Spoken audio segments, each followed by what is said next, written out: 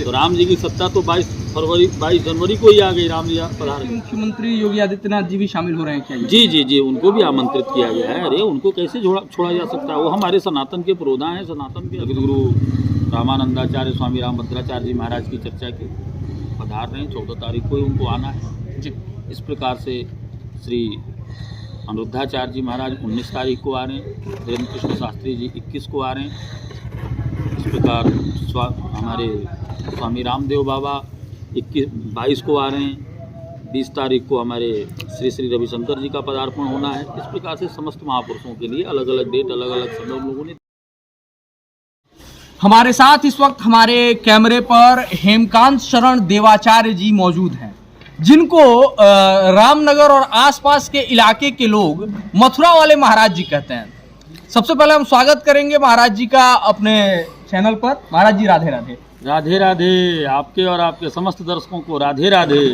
ये बताइए, इतने बड़े आयोजन के सूत्रधार ये बताया जाता है कि आप ही हैं जिन्होंने ये अलग जलाई और पूरा व्यवस्था आपने की हुई है, कैसे किया आपने?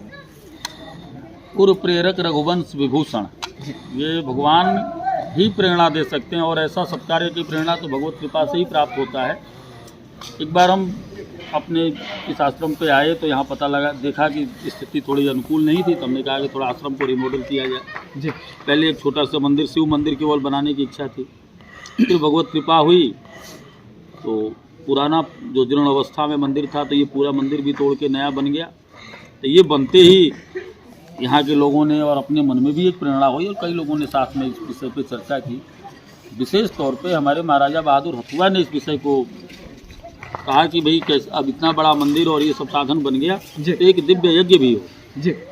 कुछ लोगों का कहना था कि शिव जी की प्रतिष्ठा हो रही है तो अतिरुद्र महायज्ञ होना चाहिए जी। तो भगवत कृपा से आज देखिए अतिरुद्र महायज्ञ का आयोजन, साथ में 1.25 करोड़ पार्थिव शिवलिंग पूजन और जगतगुरु निम्बारकाचार्य श्री श्याम शरण देवाचार्य जी महाराज के श्रीमुख से श्री मद्भागवत कथा और अनंत श्री विभूषित जगतगुरु रामानुजाचार्य स्वामी वासुदेवाचार्य जी जो विद्या भास्कर के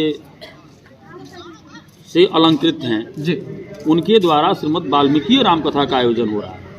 ये ऐसा संगम, दुर्लभ संगम हो रहा है इस क्षेत्र के लिए, यहाँ के लिए। हम देख रहे हैं कि लोग 80, 90 साल के वृद्ध लोगों का कहना है कि महाराज जी हमने ऐसा आयोजन कभी देखा नहीं, इतने बड़े बड़े महापुरुषों का एक जगह समन्वय और अतिरुद्र महायज्ञ, साथ में 1.25 करोड़ पार्थिव पूजन जी।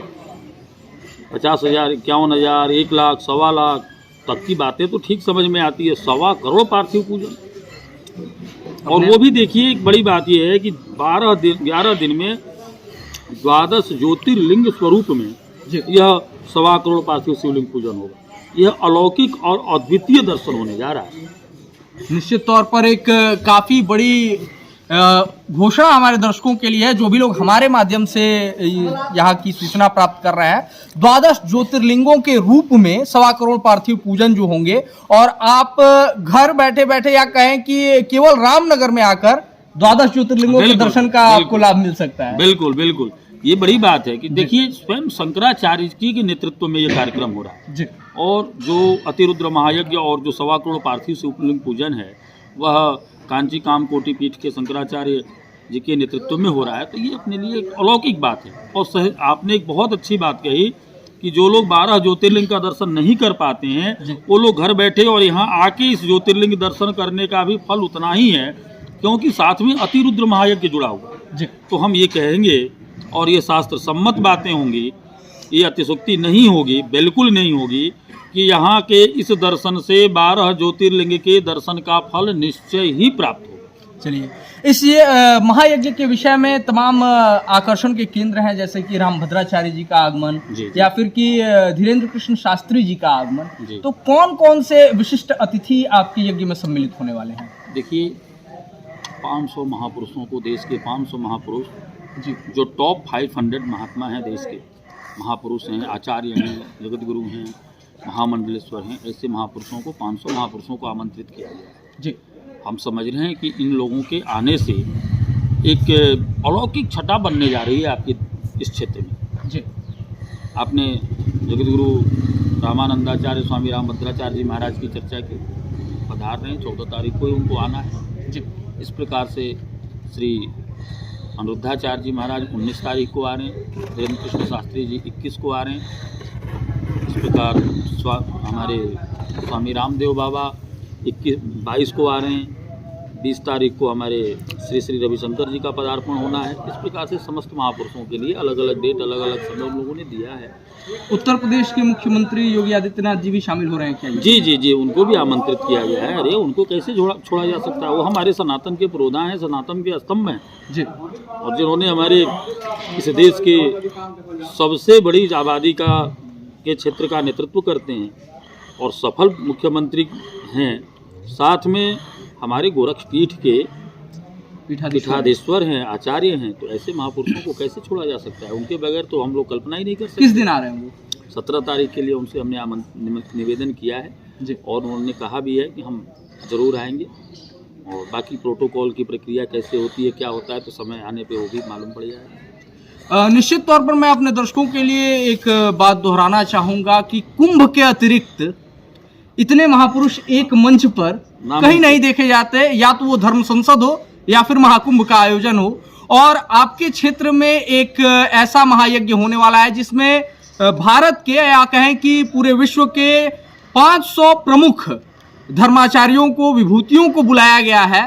तो निश्चित तौर पर उनके पुण्य का फल यहाँ पे जो यज्ञ में परिक्रमा करने वाले होंगे उनको मिलेगा। निश्चित मिलेगा। अरे दर्शनम किम दीक्षुणाम देहि में भगवतार्चितम, शास्त्र कहता है कि भाई दर्शन का लाभ तो मिलता ही मिलता है जी। भगवत दर्शन का लाभ मिलता ही है। संत दर्श, भगवत दर्शन ये एक ही है।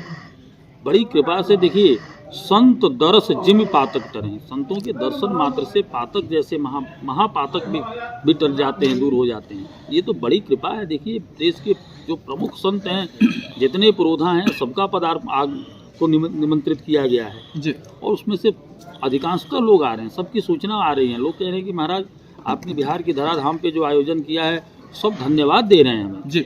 हम तो कल्पना नहीं कर सकते थे कि हम इस प्रकार का आयोजन कर पाएंगे। इतना बड़ा आयोजन हमने नहीं सोचा था। ये स्वतः ही ऐसा होता चला गया कि अब ये इतना विशाल रूप धारण कर लिया है। और हमने इतनी बड़ी सोच नहीं रखी थी। ये भगवान की ही कृपा है। और यहाँ की जनमानस में इतना ज़्यादा उत्सुकता है, उत्साह है, और इतने उत्सुक हैं, इतना उत्साह, उमंग। मतलब हम देख रहे हैं कि 5 साल के बच्चे से लेकर 90 साल का वृद्ध व्यक्ति तक सवेरे से शाम तक, मतलब इस समय 10,000 से प्लस लोग आज सवेरे से शाम तक लोग आ रहे हैं। अब आप सोचिए कैसा उत्साह है कि महाराज कैसे यज्ञ हो रहा है, क्या हो रहा है, कैसे टेंट लग रहा है, कैसे लोगों को रहने की व्यवस्थाएं हो रही है, कहाँ लोगों के भोजन की व्यवस्थाएं हो रही हैं। इतनी उत्सुकता है। यज्ञशाला को कैसे निर्मित किया जा रहा है, यज्ञशाला में कैसे परिक्रमा करेंगे, हर विषय पे लोगों का उत्साह है। कितने लोगों के, मतलब जनता की भीड़ के हिसाब से कितने लोगों की व्यवस्था है कि कितने लोग आ जाए तो उनको दर्शन करने में या इस यज्ञ में शामिल होने में कोई मुश्किल नहीं आएगी?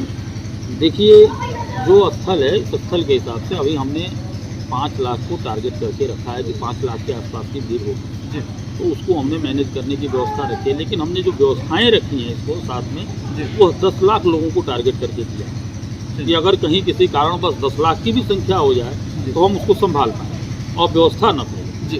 मथुरा वाले महाराज जी ने ये घोषणा की है कि 10 लाख लोग तक अगर यहाँ पे आ जाए तो कोई अवस्था नहीं होगी। तो यदि आप ये सोच रहे हैं कि भीड़ की वजह से इस यज्ञ में शामिल न हो सके तो आपको घबराने की आवश्यकता नहीं है। जो भी हमारे दर्शक इस यज्ञ में शामिल होना चाहे वो आ सकते हैं। महाराज जी, अभी बिहार में सत्ता परिवर्तन हुआ है, तो ऐसे में स्थितियाँ जो बदली हैं, क्या इनसे आपके यज्ञ पे कोई प्रतिकूल प्रभाव नहीं पड़ सकता है? देखिए, सत्ता का प्रभाव भगवान के ऊपर नहीं पड़ता। सत्ताधारी तो स्वयं नारायण है ना।